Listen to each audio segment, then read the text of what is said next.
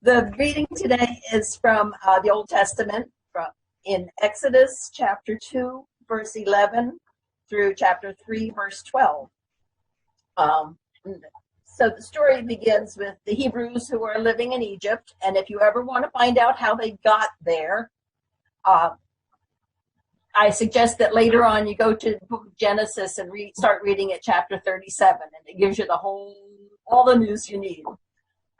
But they're living there and prospering.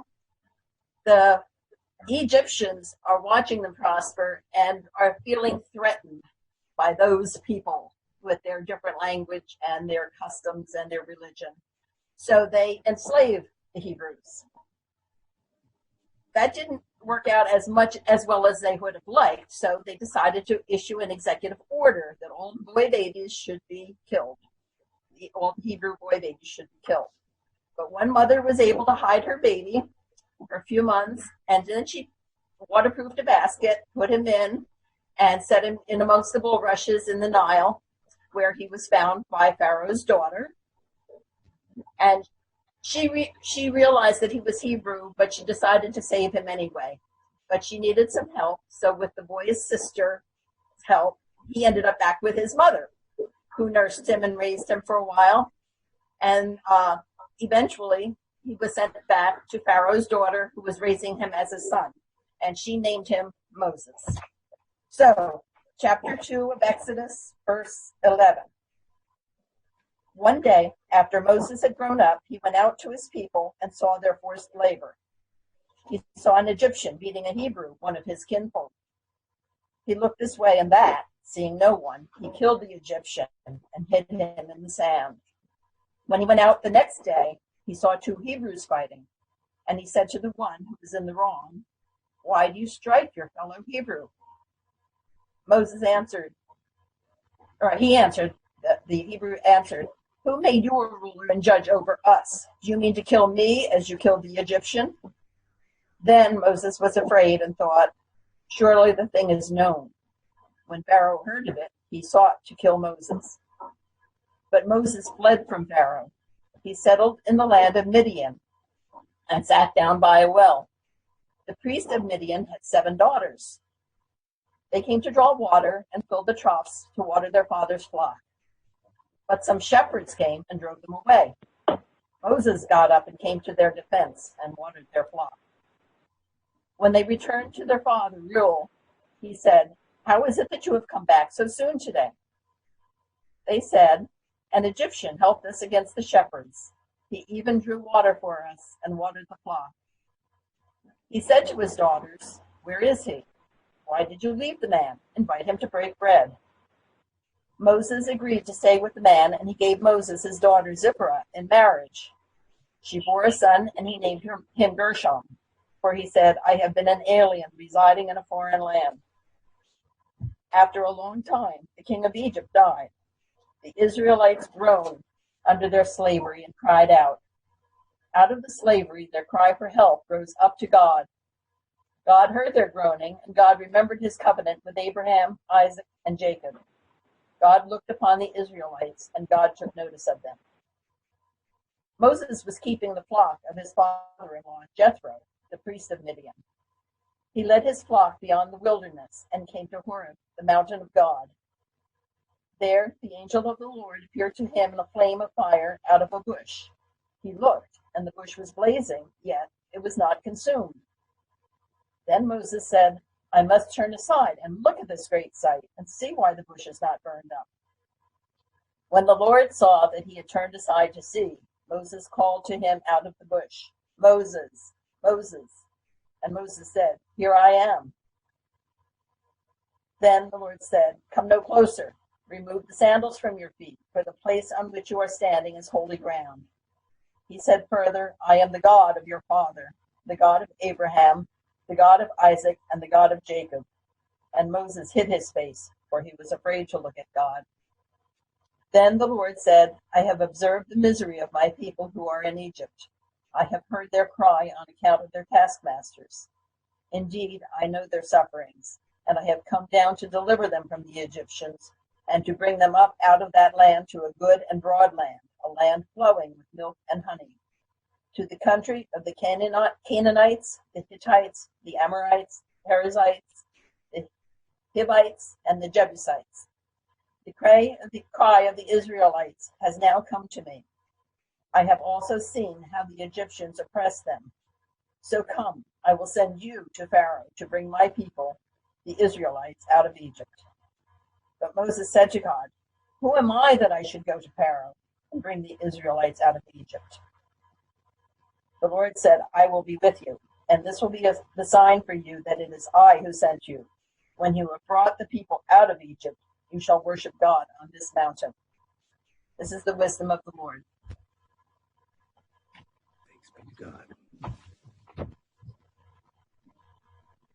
A number of years ago, I read a novel by Paul Auster entitled Book of Illusions, which is about two men who have parallel lives.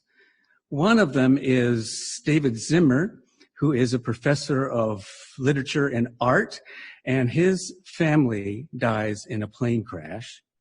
The other is a silent filmmaker named Hector Mann, and he gets in some trouble with one of his lawyers, his lovers, and that lover dies. And both of them retreat in their response to these harrowing experiences, one about grief, the other about shame and guilt. Both disengage, they withdraw, and isolate themselves. Zimmer goes and gets a cabin in the woods of Vermont, and he lives off his life insurance policy. He talks to no one, he has contact with no one, and he drinks. Hector Mann vanishes and goes all over the country doing odd jobs, eventually lands in New Mexico. He's uninterested in contact with the world. He doesn't care about any of the issues of the world, and I think he probably drinks too. To make this novel come shorter, these two lives intersect when Hector Mann when David Zimmer is watching an old movie of Hector Mann's, and he laughs. And he thinks to himself, it's been years since I've laughed, since his family died. And this becomes, in essence, a burning bush moment for him. He pursues it, and he writes a book about Hector Mann's movies. After that, he gets contacted by a friend of Hector Mann, and he is invited to visit Hector in New Mexico. So from that small moment, watching a film late one night in his beanbag chair in a dirty old cabin in the Vermont woods with another glass of bourbon in his hand, the self-imposed isolation begins to unravel, and both of them, as it turns out when you read the novel, begin to re-engage with life. Thank you, Florence, for a good bit of that story, because you have to read the whole story to get perspective about what's going on here. And if you see this, Moses retreated, didn't he? He kills the Egyptian guard. Then he begins to see that it's going to be known, and he retreats to Midian. There at a well, there are 7 daughters of the priest, and he helps them to defend them against some shepherds that are chased away. Moses is brought home for the breaking of the bread with their father Reuel, which in the following chapter becomes Jethro, and it's one of those mysteries of the scripture. Try and figure it out. I couldn't. Jethro offers Moses his daughter Zipporah. They have a son, Gershom, and everything is going pretty well for Moses. And then Yahweh shows up at the burning bush, and everything falls apart. At the time of the burning bush, I can imagine that Moses felt like he was set. Not a bad place to live in Midian. He has a wife now and a child. He could have remained there for the rest of his life. Who in their right mind would go back to the empire and have to deal with the slavery of one's people when you could stay in Midian and have a nice bed, plenty to eat, and a family? Without Yahweh's intrusion, Moses would have never gone back to Egypt. he would have remained happily in retreat for the rest of his days. Introverted Moses was the reluctant prophet. Speaking of introverted, I imagine some of you have heard the Japanese term hikikomori. It's about people who never leave their rooms. They get everything delivered to them. Sometimes they depend on their parents. Other times they have a job they can do online. They resist contact with anyone. They talk to no one. And I read an article that indicated that this social ailment is finding its way into our country. It's called NEETS. NEETS stands for not in education, unemployment, or training. These people look at the world, they see school debt and low wages and bullying and meanness, and they simply say no. Who can blame them? Life sucks, doesn't it? This is happening a long time before the pandemic. I can at least empathize. I felt the pull for retreat. When something badly burns you in life, then hikikomori does seem like an option. The cabin in the Vermont woods, boy, that sounds really good to me. I was up in Index not too long ago, and I found this cabin that had just one bedroom, one bath. It was maybe $200,000, and it overlooked the lake, and I thought, Walden, take me. My life's been crushed. The echo of tragedy and loss still rings in my soul every day. There's so much collateral damage, and now we have a pandemic that forces us to pull away from each other, called social distancing. If we have trouble with the words life sucks, how about this? Our world sucks. I believe there are a lot of people out there today who would like to retreat, to get out of it, to go somewhere else, to withdraw. Just think about what's going on. Trump's presidency is a disaster. Massive tax giveaways put people in cages on the southern border. And I don't know if you know about this, but I read that there was a plan to use something the military had created that could microwave the people at the border to make them hotter.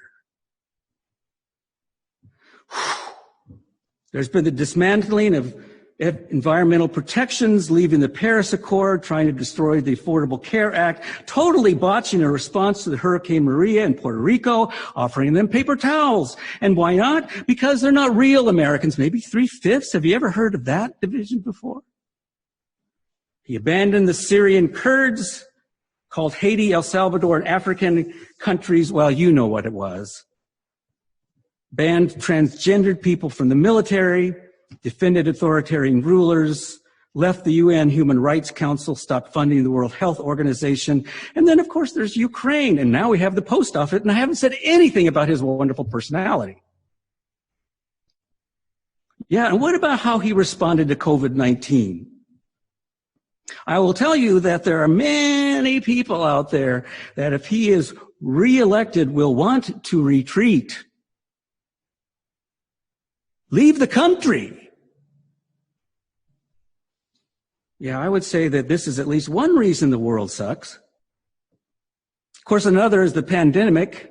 How many people have died now? I think it's over 180,000, isn't it? That's astounding. It's affected our economy. People lost their jobs. People are being evicted.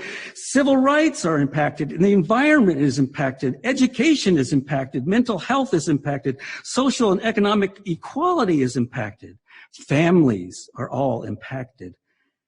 Relationships are impacted. And can you believe it happened again? It happened again.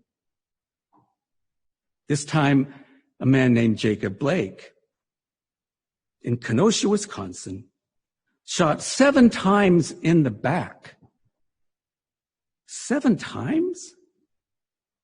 Then to make matters worse, some right-wing militia folks come into town carrying semi-automatic guns, asking the police if they will deputize them, letting them wander amongst the protesters. Eventually, one of them kills 2 protesters. Can you imagine a black man walking around in those circumstances with a semi-automatic weapon? Would they let him walk around? That's what you call white privilege. Throw a lot of fires in California and elsewhere, a couple hurricanes, and I can see where one would say the world really sucks right now. Is the Canadian border still closed? Moses' life started out great. He was a prince. Didn't they even make a movie called The Prince of Egypt? Cartoon movie. He was a prince until he wasn't. Then he killed a man, went into retreat, relative isolation, found some comfort there until God came and interrupted everything with the burning bush. Moses, go back to Egypt. Set my people free. Re-engage, Moses. And he did, reluctantly. He went back to Egypt, not really wanting to face the peril and conflict of his day. The gospel of Jesus Christ calls us into a life of engagement. Socially, economically, politically, and in every other way. Not a life of illusions and delusions that we muster up for ourselves or conspiracy theories either, but realities. And sometimes they are stark realities. The church at its best is a place for engagement, for people to engage with each other in vulnerable ways, to share stories, biblical stories, personal stories, life stories, and to form ideas and plans about how to engage the world together in the Spirit of Jesus Christ. There are times when the church has decided not to engage the world. I remember one time when I was early in ministry, a man came up to me and said, the way I see it is you have the sacred and the secular, and never should the two meet. Maybe Moses should have said that to Yahweh. Hey, Yahweh, there's the sacred and the secular, and I want to go back to the sacred in Midian, and you can take all the rest, and you know what? How many of you read Walden Pond by Henry David Thoreau? Some of you, it's probably been in a course in literature at some time. Henry David Thoreau spent 2.5 years in isolation in a tiny house. I read that when I was young, and it really bothers me that I can't remember whether it was in high school or college. You know, when you get older, that's what happens to you. But I do remember when I read it, I got all idealistic about it. You know, oh, what a wonderful place to live. Maybe that's what I ought to be seeking in life, to find my own Walden Pond, my tiny house that I could put somewhere. But you know, Thoreau's own life, he was only there 2.5 years. Most of what he did in life is to write.